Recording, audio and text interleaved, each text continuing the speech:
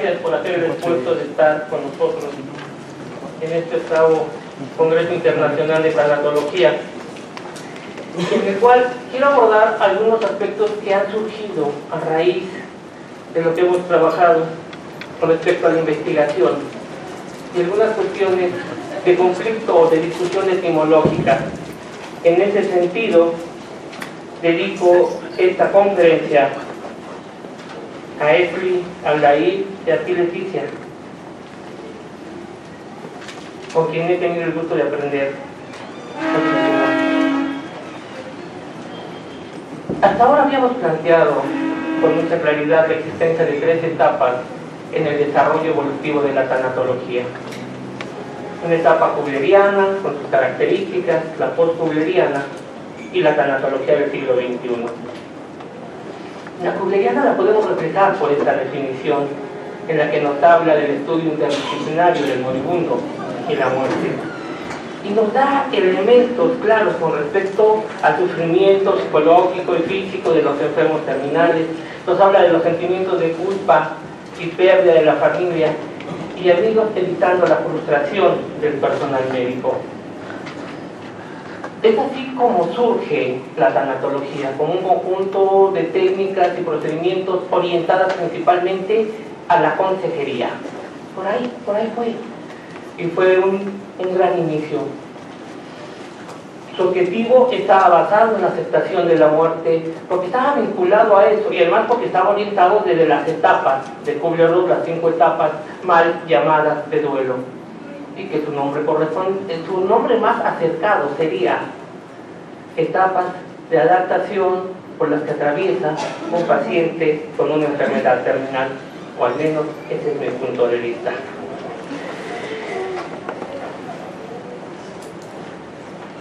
Hay algunas características que son importantes mencionar, como el hecho de que se atiende al moribundo, es una área específica de los médicos, no dada como especialidad, no dada como estudio de progrado, simplemente se estudiaba y de alguna forma había un reconocimiento por lo mismo. Hay una lucha en la atención médica y la carencia de la atención médica, porque por mucho tiempo se consideró que el paciente moribundo no tenía o no había la necesidad social de dedicarle recursos. Uno de los grandes conflictos es esa visión en la cual el paciente debe de esperar la muerte y se le etiqueta como pobrecito, desamparado, desafortunado, condenado. La evolución y el ingreso de nuevas ciencias permiten que se genere una visión distinta desde el área tanatológica.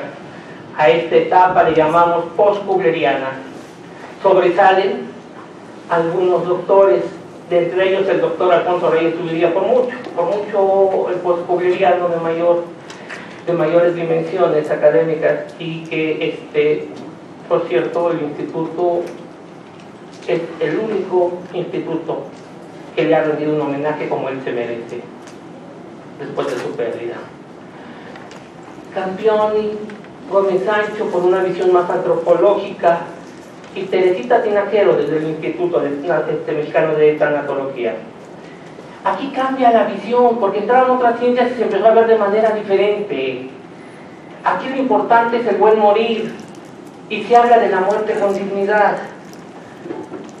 Una reflexión con respecto a esta etapa nos la da la siguiente definición de Campioni, como una ayuda que se puede dar a los moribundos en la conciencia de que la muerte es una emoción hacia lo desconocido.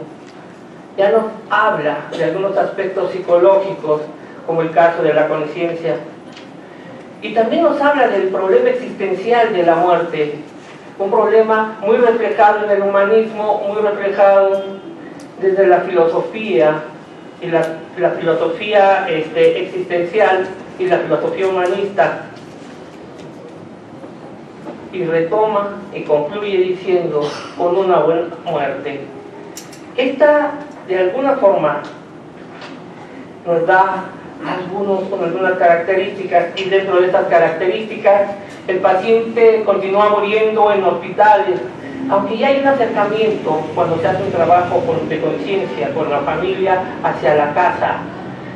La lucha se da entre la distancia el encarnizamiento terapéutico, esa necesidad de algunos profesionales de la salud de mantener la vida al costo que fuese, y la atención médica integral. Pero el paciente sigue siendo un objeto de atención y como tal, las decisiones más importantes casi siempre las toma la familia, a veces en conjunto con el equipo multidisciplinario, que en esencia es el médico, porque está ascendiendo la psicología, está ascendiendo trabajo social y está ascendiendo enfermería. La siguiente definición de Seligman nos puede ubicar este contexto cuando nos dice que cuando hablamos de una buena muerte implica que es la apropiada, no solo para el que muere, sino también para los principales sobrevivientes, una muerte con la que ellos puedan vivir. Y entonces Seligman nos ubica que hablamos de un paciente y una familia. Ya no es el caso de Kubler-Ross, donde solo se menciona como una posibilidad, se dice sí, paciente moribundo, sí, familia, sí, equipo multidisciplinario, pero no hay nada que pueda sustentar cómo se iba a trabajar.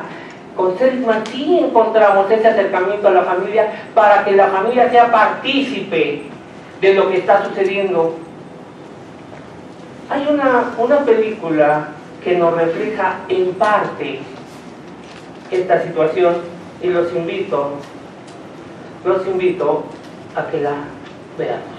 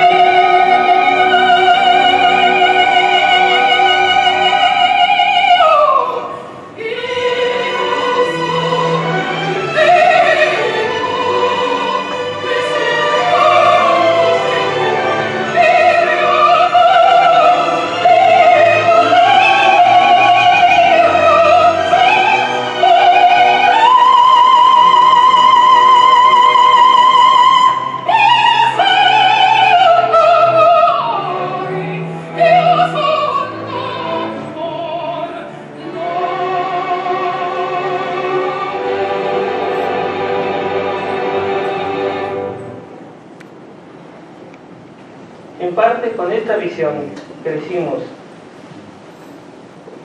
en el trabajo tanatológico. Teníamos formas distintas de pensar y creíamos que no se estaba haciendo lo suficiente y que se tenía que trabajar más. En la tanatología kubleriana, la tanatología es técnicas y procedimientos. En los post-kublerianos ya estamos hablando de una disciplina científica. Aparecen muy buenos trabajos que se realizan y que están enfocadas principalmente a una visión distinta. ¿Cuánto le debemos a trabajo social? ¿Cuánto le debemos a enfermería? Son como las dos puertas que abrieron un paradigma que aparentemente se iba a mantener exclusivo para los médicos. Sin embargo, la sociedad nos llenó de nuevos retos que no esperábamos. Incluso algunos de ellos en su momento no los quisimos. Sin embargo, tuvimos que atendernos.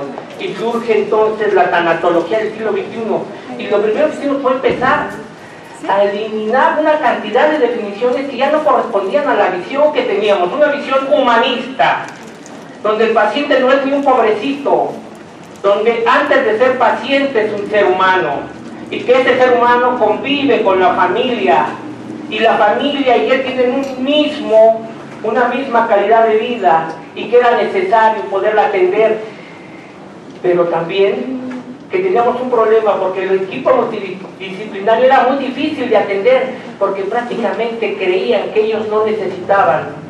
Algunos trabajos nos demostraron el conflicto que había con las enfermeras con respecto a sus relaciones amorosas, lo que sucedía con los psicólogos y con respecto a su disfuncionalidad familiar, los conflictos que presentaban algunos médicos con respecto a las adicciones. Y no quedaba exento de esto las trabajadoras sociales. Entonces planteamos que primero teníamos que decir cómo concibíamos al ser humano. Un ser humano en 4 grandes dimensiones: lo bio, lo psico, lo social y lo espiritual. Y que cuando hablábamos de la tanatología hablábamos de una ciencia en el cual lo más importante es la percepción que cada uno tiene del sentido que le damos a los aprendizajes de vida y muerte. Tuvimos la oportunidad de incursionar nuevas disciplinas que ya estaban ahí, pero ahora les dimos un corte humanista. Me puede decir, ¿cuidados paliativos ya existían desde el 66? Claro que sí. Cecilia Saunders lo lanzó, ya bien definido como una disciplina científica, pero nosotros retomamos lo mejor y le dimos un sentido humanista, igual que con la psiconcología. Casi todo el estudio de la psiconcología estaba orientado o desde el psicoanálisis o desde el cognitivo-conductual, pero creíamos que había muchas lagunas con respecto a eso, porque aquí siempre se ve al paciente, pero no se ve al que atiende. En este andar, ir y venir, cuántas experiencias nos regaló la raza y el Hospital 196 del Seguro Social. Cuántas veces vimos como un trabajo que sigue caminando con un paciente se detenía por las proyecciones del médico, de la enfermera de trabajo social, del mismo tanatólogo, porque hasta este momento la tanatología no era profesionalizante. Se estudiaba, en algunos casos, porque había un conflicto en mí que me llevaba a trabajarla, principalmente lo que tiene que ver con los duelos. Un día llegamos a la raza y nos pusimos a analizar la sexualidad de las pacientes con cáncer de mama y encontramos que más del 90% dejan de tener relaciones. Buscamos qué había y encontramos un estudio de Argentina que decía algo muy parecido y pudimos ver los tipos de enfermedades. Y un día, estando con la doctora Betty, le digo, a ver, traía un tubito de esos que se ponían en ese tiempo, a ver, préstame ese tubito. Lo forramos y sin querer creamos el primer portapene. Porque teníamos pacientes con cáncer de próstata que sí deseaban tener relaciones sexuales, pero que no erectaban y pensaban en parte que la relación sexual necesariamente necesitaba la erección. Pues pudimos trabajar este tipo de cosas. En su momento generaron conflicto, tal conflicto que a veces a algunos otros profesionales no les parecía que un paciente con cáncer de mama estuviera planteando asuntos de movimiento, de diversión, de alegría, de expresión de emociones, pero con contención emocional. La medicina nos regala algo maravilloso. Sus avances científicos hacen que las enfermedades terminales, en muchos de los casos, dependiendo del estadio, se conviertan en crónicas. Entonces ahora tenemos un paciente que vive más, pero no siempre mejor. Buscamos que el paciente decida sobre su tratamiento. Es una cuestión que hasta el día de hoy sigue pendiente. Le explicamos por qué el paciente debe saber de su diagnóstico, pronóstico y tratamiento. Sigue pendiente. Difícilmente se toma en cuenta al paciente para la toma de decisiones, porque se sigue viendo como pobrecito, como desamparado. Pero de las experiencias que nos regalaron esas pacientes, esos seres humanos de la raza, nos permitieron elaborar unas etapas por las que atraviesa un paciente terminal o crónico. Muchas de ellas ya habían sido abordadas por otros autores. Hicimos un pequeño alto cuando hablamos de los prediagnósticos, porque decíamos que el prediagnóstico en mucho se debía a la ignorancia técnica del profesional de la salud, que se atreve a decirle a una persona lo más probable que sea es que usted tiene cáncer, sin que haya de por medio pruebas de gabinete que lo puedan confirmar, sin que haya los análisis correspondientes. Y obviamente, como no sabe el impacto que genera a nivel psíquico, lo hace. Pensamos que la mayoría de las enfermedades de alguna forma reaccionan una vez que hay un diagnóstico y que hay un tratamiento. A eso le llamamos control. Pero si no se atiende o se llega tarde, es algo que sucede mucho en México. La falta de cultura de la prevención nos ha llevado a una cultura de la corrección, pero la corrección tiene sus costos y costos muy elevados. Y en ese sentido, aunque a veces presentan cierta mejora, como el estadio ya es muy avanzado, se presentan las recidivas. Hay ciertas mejoras, pero casi siempre se va decayendo en la etapa progresiva. Y llega un momento en que hay que tomar una decisión. La cura ya no es alternativa y entonces debe de venir el alivio. Pero hoy en día todavía batallamos porque no sabemos detenernos y no sabemos cuándo hay que dejar de encarnizar en tratamientos que no tienen sentido. Esa es la etapa paliativa hasta llegar a la muerte. ¿Cuánto aprendimos del trabajo que se hizo con los pacientes de la raza? ¿Cuánto aprendimos de esas mujeres, de sus parejas, de sus familiares? ¿Cuánto aprendimos de las enfermeras encargadas, de los médicos, que nos permitieron compartir y empezamos a trabajar algunos elementos a través de las terapias grupales? Y un día decidimos que no hacerlas separadas, mejor vamos a hacerlas juntas. Y encontramos que la sensibilización de los otros les permitía al equipo multidisciplinario darse cuenta no de lo que vivían ellas, sino de lo que sucedía dentro de este equipo. Les invito a ver una proyección de la Filmoteca del INPO, ya de hace algunos años, motivo por el cual les pido disculpas por algunas cuestiones que no se alcanzan a entender. La alegría, la tristeza,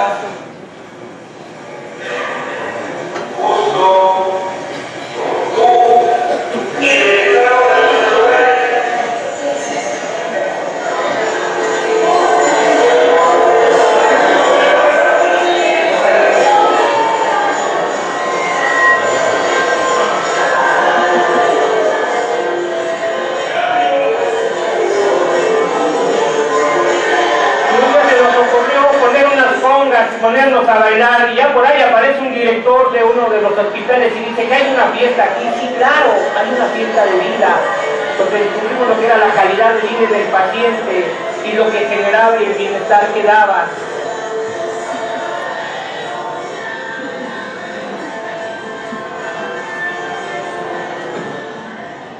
La famosa conga santiaguera, ahí en el fondo. Digo, ¿cuánto aprendimos?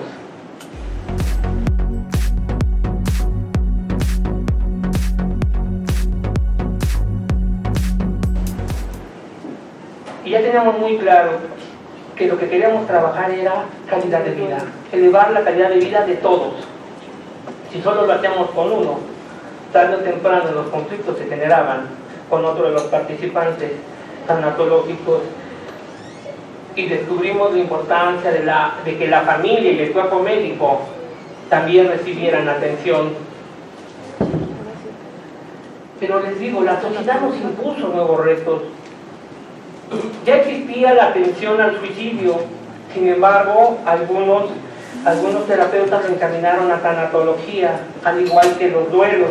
Y esto nos llevó a generar en su momento las etapas de duelo del centro de tanatología, que todavía, hasta hoy en día, se llevan aquí, dentro de nuestras aulas, y en la atención, dentro de nuestros consultorios. Apareció accidentes fatales, homicidios. Pero desde el 2006 aproximadamente empezó a aparecer un paciente distinto, que ni era enfermo, ni venía de suicidio, ni de accidente fatal, ni de homicidio, era producto del crimen organizado.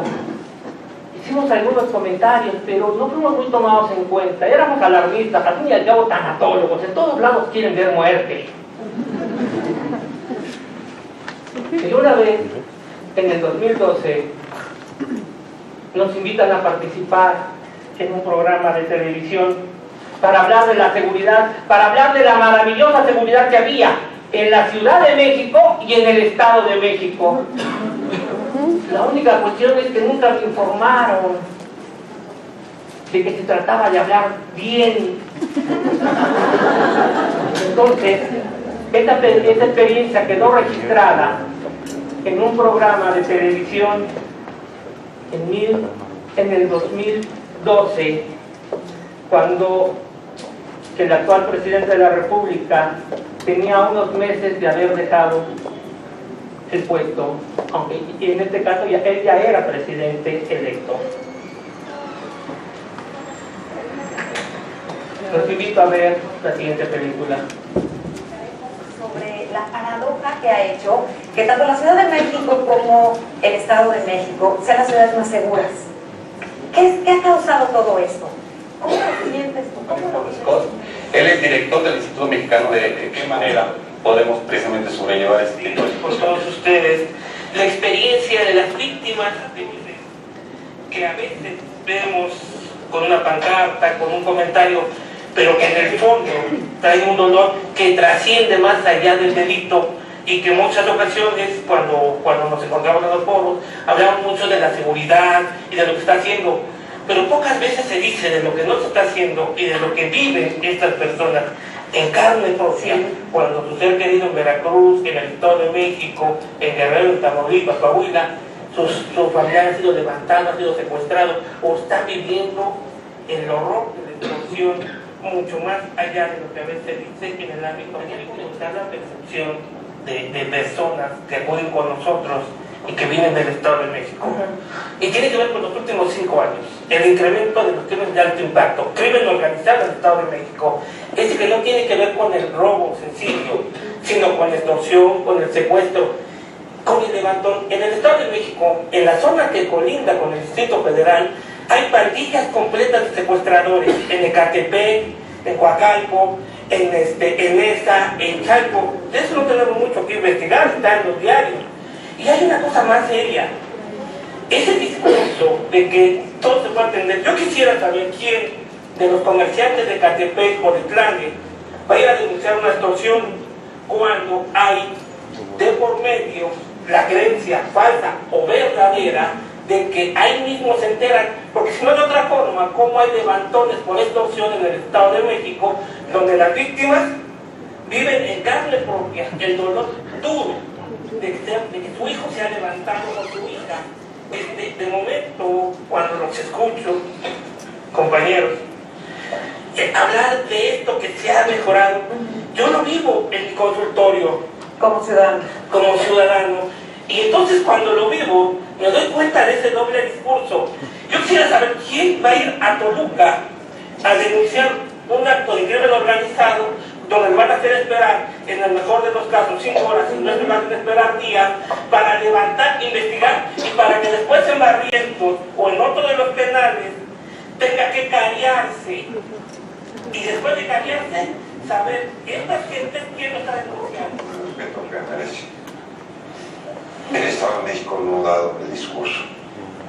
Tengo cifras donde en un momento determinado, y le puedo acreditar a la ciudadanía, a usted como representante de la sociedad, los que ha dado hasta hoy la Secretaría de Seguridad Ciudadana. Te puedo también demostrar las sentencias condenatorias que hemos tenido. Ese es un punto muy importante del señor gobernador, velar por la seguridad de la ciudadanía del Estado de México. ¿Qué son esas fotos, Yolanda? ¿Quieres saber de qué se trata? Sí. Es que... Gracias por prestarme su atención. Mire usted, mi hija fue secuestrada en el estado de Durango el 29 de noviembre del 2010. Hasta el día de hoy no tenemos respuesta de parte de las autoridades. Quiero narrar cómo ocurrieron los hechos, de que se tenga confianza las autoridades. Mi hija, ella acudió a un llamado de la Secretaría de Seguridad Pública Federal cuando empezaron a llamar a jóvenes recién egresados de la Universidad del Derecho, y acudió a este llamado. Pasó el examen, quiere decir que una persona honesta y preparada. Ella con mucha ilusión acudió a la Secretaría de Seguridad Pública, terminó toda la forma que tenían que ser preparados, se integró el grupo especializado de antisecuestro. Habla de la Secretaría de Seguridad Pública. Sí, federal. ¿Te puede contestar? ¿Cómo? Ya tenemos quién. Disculpe que ya me voy, pero sí tenía... Es la misma... Sí, bien. ¿Qué hago para evitar esto? Ahorita te Perdón, confianza. Se acompaña a la persona, a la víctima a hacer la denuncia, pero lo que requiere la víctima es un acompañamiento permanente. Porque el delito macro socioeconómico que nos está invadiendo. ¿Qué sucede? Llegan con nosotros personas que viven en Tamaulipas, de Veracruz, de Morelos, del Estado de México, de varios estados. Y se suscita que mucho del conflicto se deriva del levantón del secuestro, pero también de la atención que reciben. Por la situación que dice, o no sabe, es que del Estado de Veracruz, en el puerto, a quien no colabora, lo matan. Y no son gente que se dedique a ser criminales, son gente que se dedica a trabajar, como la gente que extorsiona, y que si no colaboran, los matan. Son los más vulnerables. El doctor Aarón hablaba de que tienen y han podido capturar a muchos criminales, y es cierto. Nada más que lo que no nos dicen es que el norte de la pirámide del delito se encontraban Tepechico, Otumba, Valle de Chalco, Bordo, llenos de muchachos piedreros, la base de la delincuencia organizada. Labiosos, arribita del piedrero, del alcohol, arribita. ¿A qué me refiero? Sí. Marco, perdóname que te interrumpa. A modo de broma yo decía, ven que la perra es brava y luego la invitan y la usan. En ese momento era muy importante para mí decirles, sí, tenemos a un montón de gente, y lo sabíamos porque íbamos y ahí impartíamos talleres por algún tiempo, y todavía a la fecha impartimos talleres en centros de readaptación. Entonces sabíamos de qué estábamos hablando, y cuando veíamos a los muchachos de crimen organizado, pues encontrábamos que el 95-96% era de la base, de este tipo, de lo que es sacrificable para crimen organizado. De esos muchachos que si no llegan a la cárcel, se les va a encontrar muertos en la calle y posiblemente desmembrados. Desde un poquito más arriba estaba el 3%, y a veces de hasta arriba el 1%. Cuando hablamos de crimen organizado, a veces pensamos que hablamos de los malos y de los buenos. El conflicto es que el crimen organizado está permeado en la sociedad. Y esto lo hace muy difícil de tratar. Y obviamente la experiencia de las personas que han vivido los actos de crimen organizado requiere de una atención especializada. No tienen que ver con el moribundo. Esto nos llega después. Y hay una tanatología que habla de la calidad de vida, pero que ya trascendió al moribundo, sino que está enfocada a las necesidades que plantea la sociedad.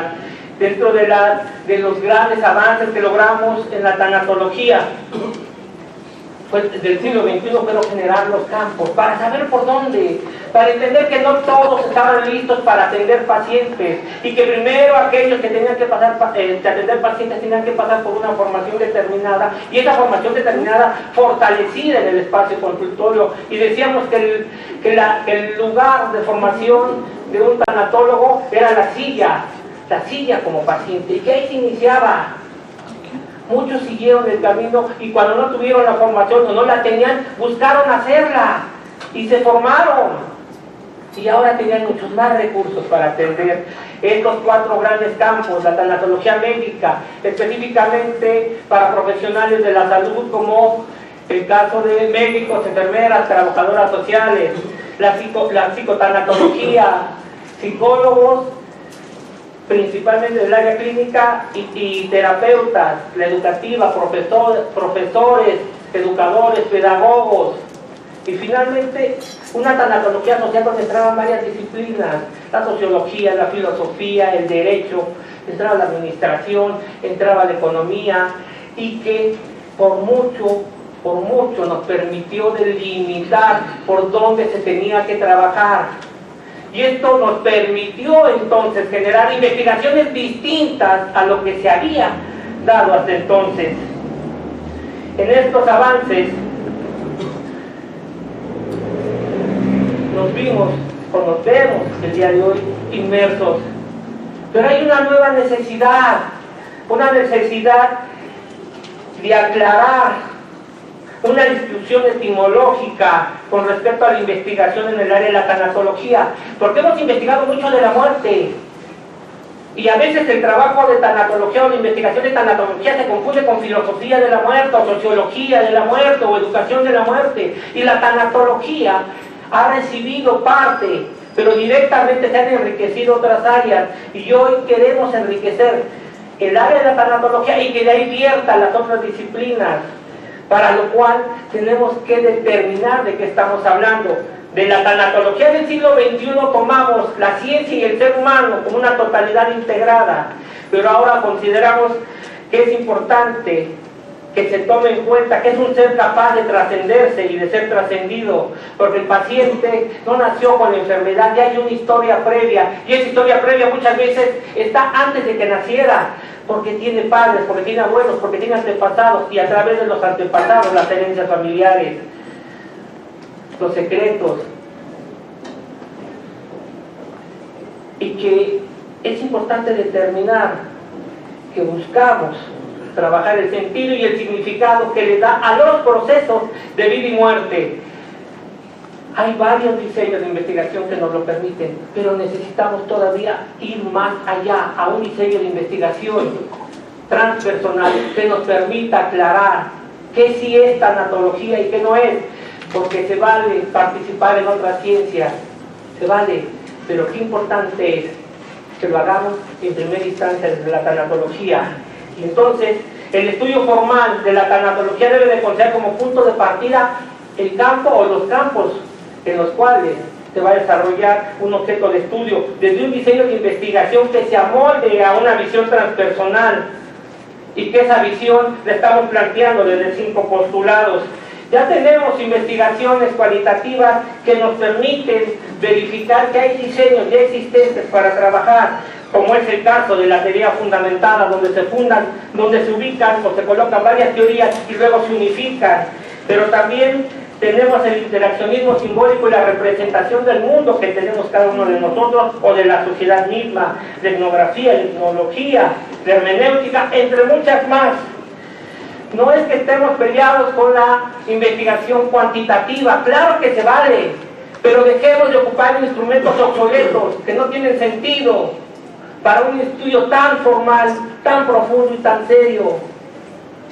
¿Cuántas tesis y trabajos se han hecho que hoy en día, cuando hacemos el análisis, ubicaron mucho esfuerzo, mucho trabajo, pero el método, el camino, no les dio, no fue el adecuado, y como consecuencia, al final de cuentas, la investigación es muy pobre o carente de valor.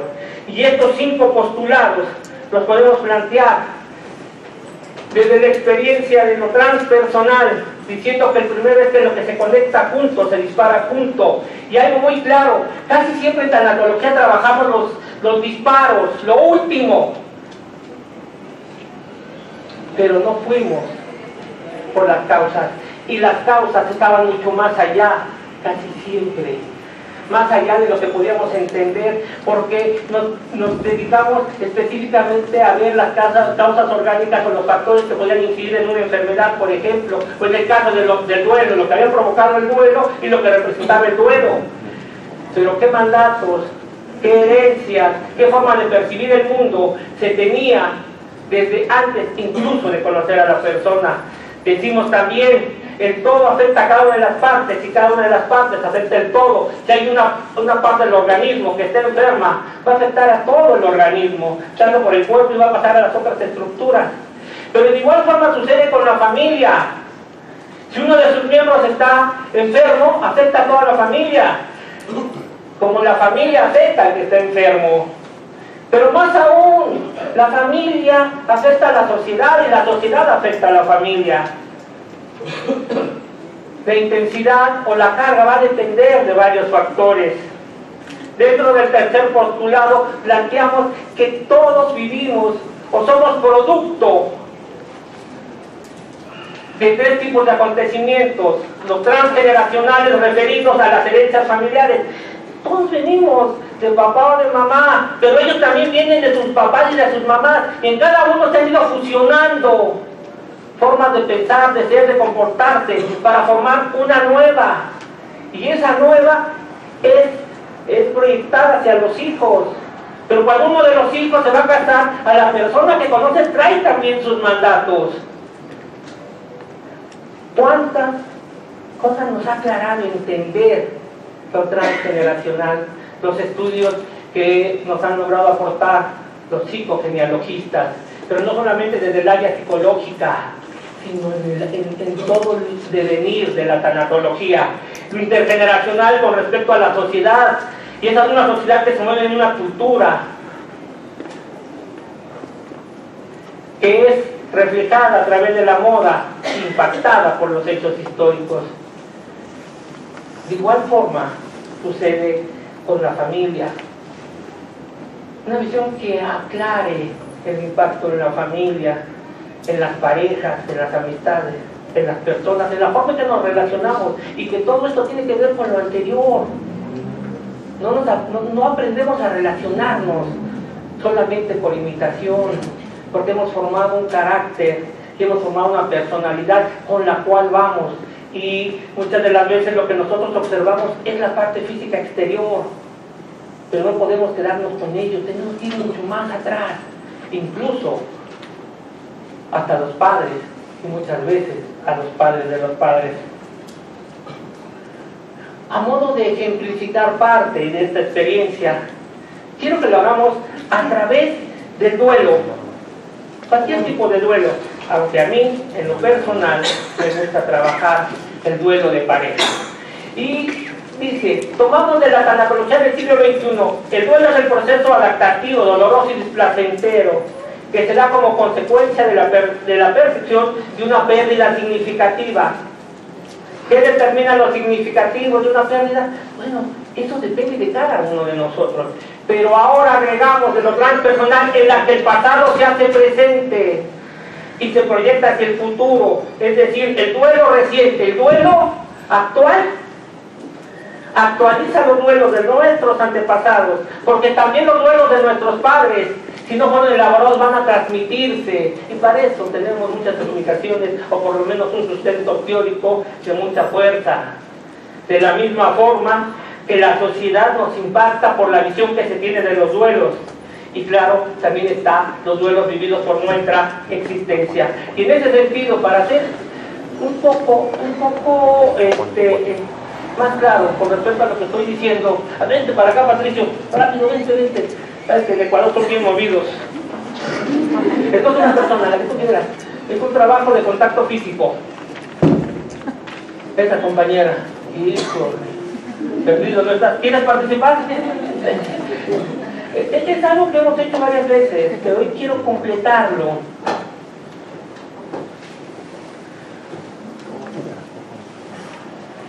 Por favor. Regularmente cuando hablamos del duelo, lo primero es la forma en que coincidimos y lo que nosotros depositamos. Son proyecciones, nos enamoramos de nuestras necesidades y carencias desde lo que hemos vivido, colocados frente a frente. Y entonces Patricio dice, es hermosa, maravillosa, y él dice, no hombre, pero ella dice, no hay otro como él. Y él dice, no, habla como los mismísimos ángeles, y nosotros decimos, si le decimos la pelangocha.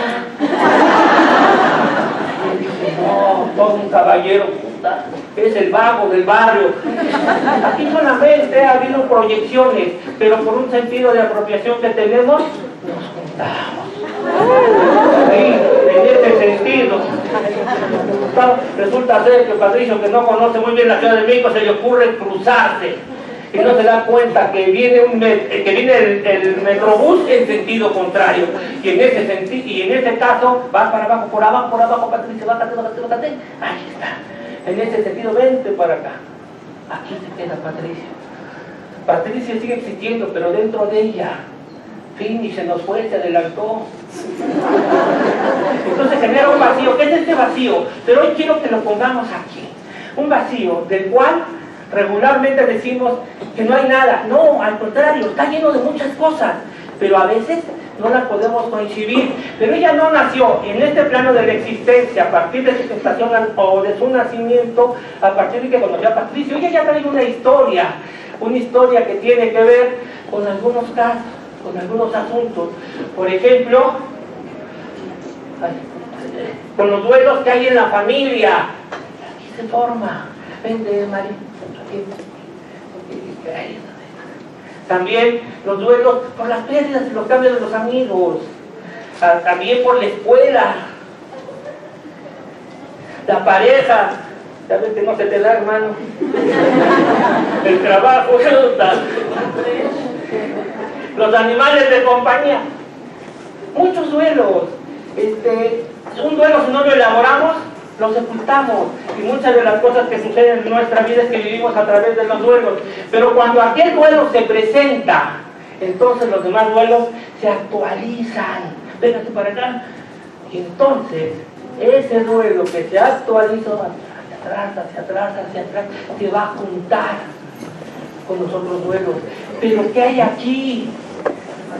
Recuerden, lo que se conecta junto se dispara junto, pero tenemos un vacío lleno de aprendizajes, de experiencias que han sido transitadas de distintas formas. Por ejemplo, los duelos de los antepasados, que puede ser que en ella no generen un duelo, pero sí tuvo un aprendizaje de lo que es una pérdida. Tal vez tiene que ver con los duelos de la sociedad, lo que la sociedad ha dejado pendiente. Al mismo tiempo, ¿Viviste el terremoto del 85? No, pero sin embargo tu familia o parte de tu familia lo vivió, aunque no hayan perdido a nadie. Las crisis de la infancia, pero no de su infancia, sino de aquellos que provenimos de familias donde hubo pobreza extrema, o familias donde se viene de guerra, y el impacto que ha tenido en nuestro desarrollo, por la visión que nuestros padres o nuestros abuelos han tenido lo mismo. Y tal vez en la familia hay secretos, tal vez en un momento de ofuscación el abuelo mató a su hermano, andaba en la garra, pero de eso no se habla, se encripta, y tarde o temprano se va a manifestar el asesinato de la bisabuela. Todos estos duelos se van quitando, estos y muchos más. ¿Cuál es nuestra historia de nuestros antepasados? No la sabemos, o muchos de los casos conocemos solamente fragmentos, porque lo demás se ha transmitido de manera diferente a través de los fantasmas, que no son seres ultratumbas, son manifestaciones psicosomáticas que no tienen explicación y que no se ajustan a padecimientos de otro tipo y mucho menos a estrés. De tal manera que nos dice el primer postulado, lo que se conecta junto, se dispara junto. ¿Qué vemos los tanatólogos? Vemos el disparo, la expresión emocional, el desánimo, el conflicto en las relaciones sociales. Ese es el disparo. Él origina, como sucede con la enfermedad, pero al mismo tiempo ella no se encuentra sola en el mundo. Hay un sistema que se encuentra alrededor de ella, y ese sistema tiene que ver con, en muchos de los casos, con una familia, y lo que le esté pasando a ella va a afectar a la familia, como la familia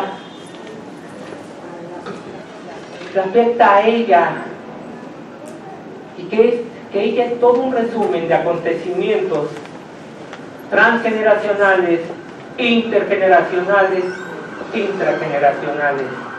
Un vacío lleno de muchas cosas que han quedado pendientes en el transcurso del tiempo. Vamos a darles un aplauso, por favor.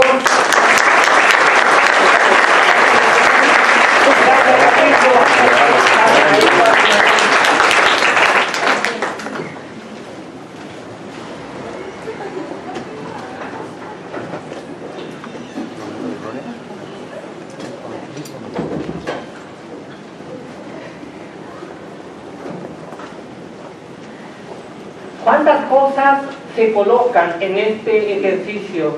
Por eso dice este tercer postulado, todo acontecimiento vivido por el ser humano en su esencia acumula, junta, se vive con estos tres acontecimientos, lo de los padres y los padres de los padres, lo que la sociedad, la cultura, la moda nos da, y lo que hemos vivido desde nuestra gestación, durante el embarazo y nuestra estancia en esta frecuencia.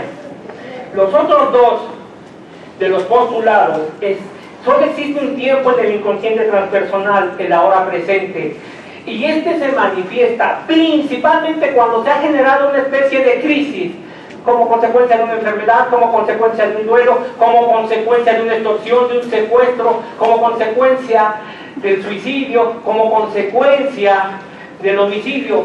Se genera una visión de túnel, donde lo único que se puede pensar es lo que está lanzando el inconsciente transpersonal, que muchas de las cosas, de las veces, son ideas catastrofistas, fijas, intrusivas. Decimos, los seres humanos tendemos a simbolizar el mundo que nos rodea, porque no lo conocemos como tal. Casi a todo lo que observamos le colocamos algo de nosotros. Hacer una descripción de lo que vemos es muy complicado, y sobre todo en la dinámica en la que vivimos. A modo de ejemplificar, ya todos estos 5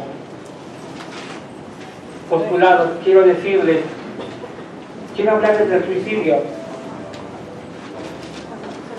Y en ese sentido, el suicidio como un síntoma, toda la expresión y toda la escala del suicidio, por las fases, por los puntos, como un disparo de una serie de acontecimientos transpersonales del tiempo, de lo que nos rodea, de lo que hemos vivido. Pero que es muy importante saber que el suicidio debe de ser estudiado mucho más allá del deseo de matar el cuerpo. A veces en estas explicaciones tenemos que tomar en cuenta Emily Durkheim y la visión sociológica que tiene, pero también las otras visiones, como es el caso de la psiquiátrica.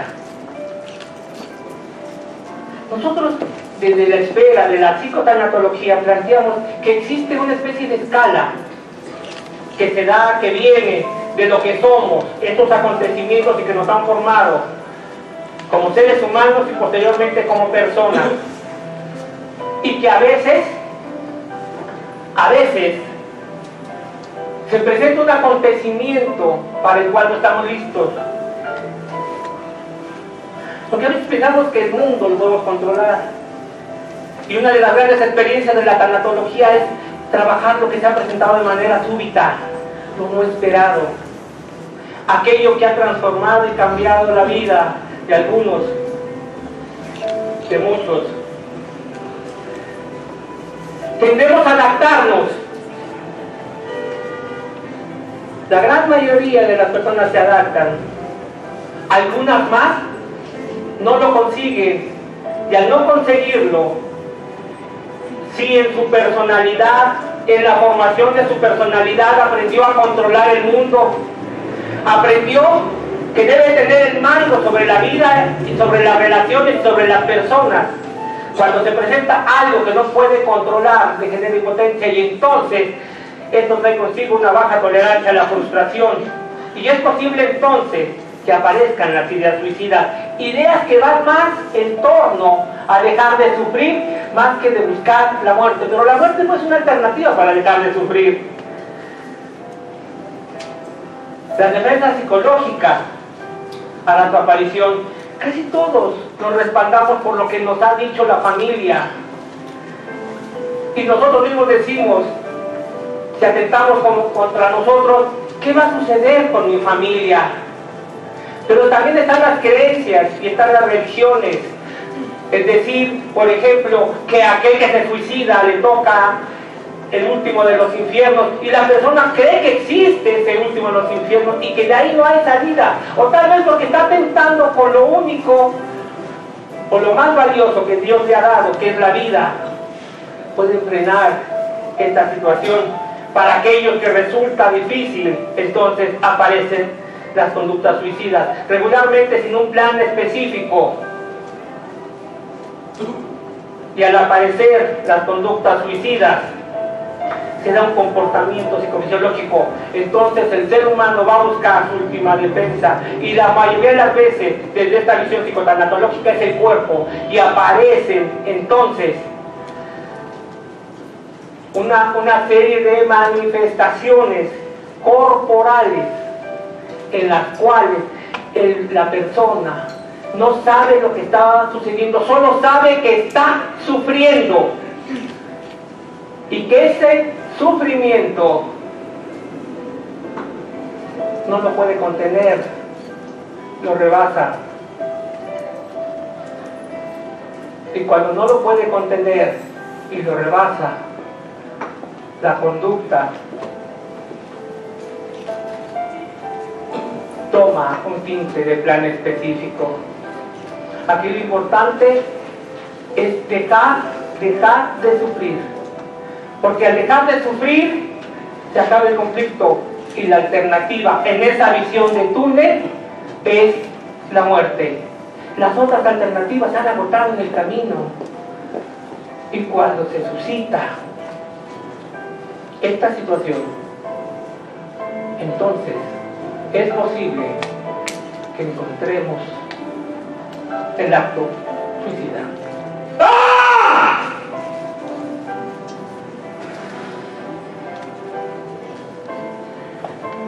¿Cuántas cosas se conectaron para que se diera esta experiencia?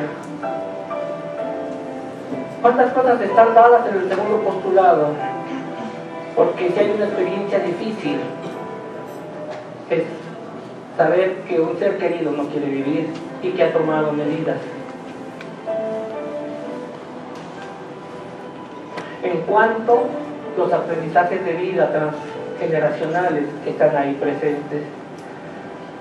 ¿Cómo se dio para que su inconsciente transpersonal hiciera esta visión de túnel profundo donde solo se veía la oscuridad?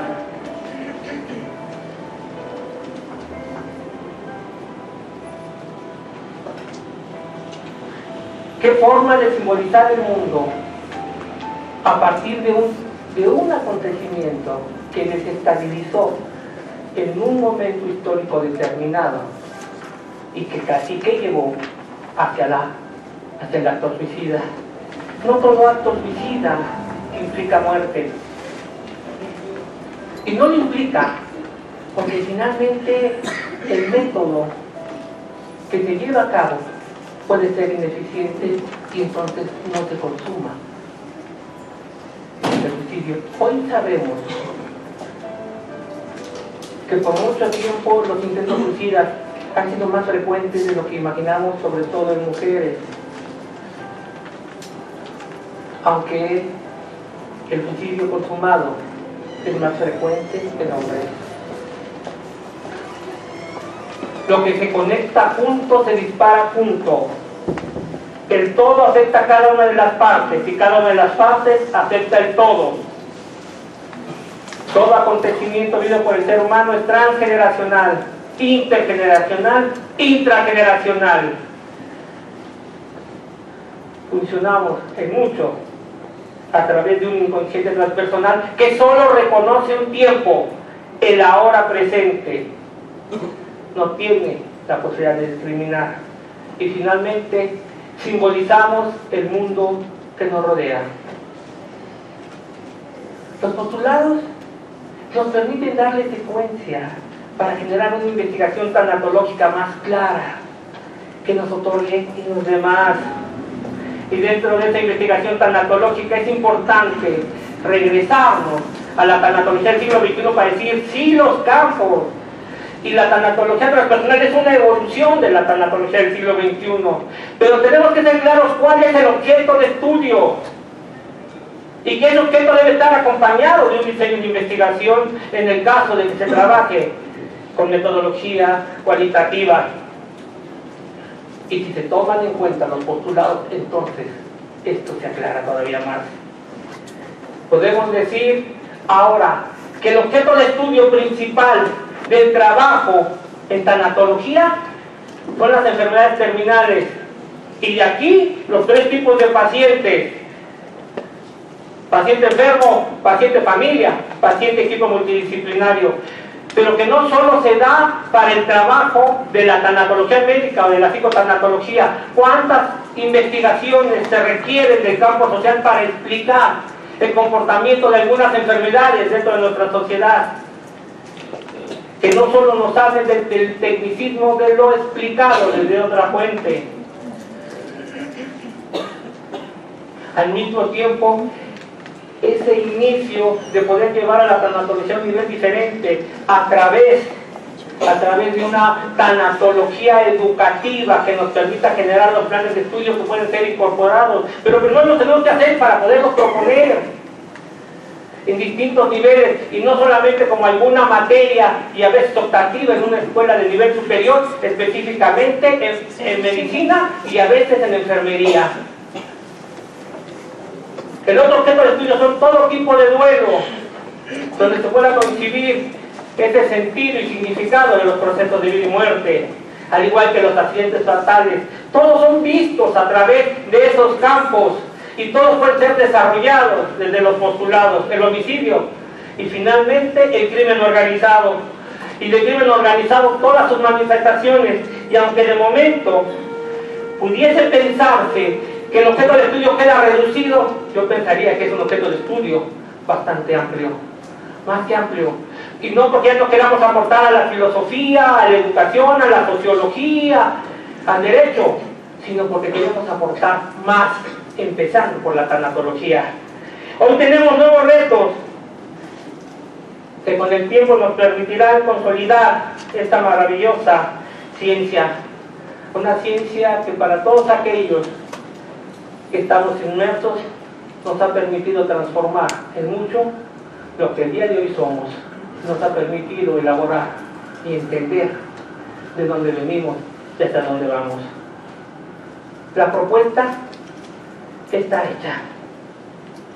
Corresponde a todos los interesados en la investigación tanatológica poderla aterrizar. Hay una regla que les pido a todos aquellos que les interesa la tanatología, y es: quiéranse mucho, aprendan a quererse, y para quererse se tienen que conocer, y conociéndose entonces pueden darse lo que necesitan, ser honestos en el sentido de saber: necesito esto y me lo puedo dar. Quiéranse mucho, quieran a sus seres queridos, protejan a sus familias. Hoy no estamos exentos de nada. Hoy no es 2012 donde la Ciudad de México y el Estado de México son seguros. Hoy no. Quiéranse mucho, porque si Dios así lo decide, el domingo en la mañana nos volveremos a encontrar. Muchas gracias. Si te gusta el contenido, dale like al video. Suscríbete y activa las notificaciones presionando la campana.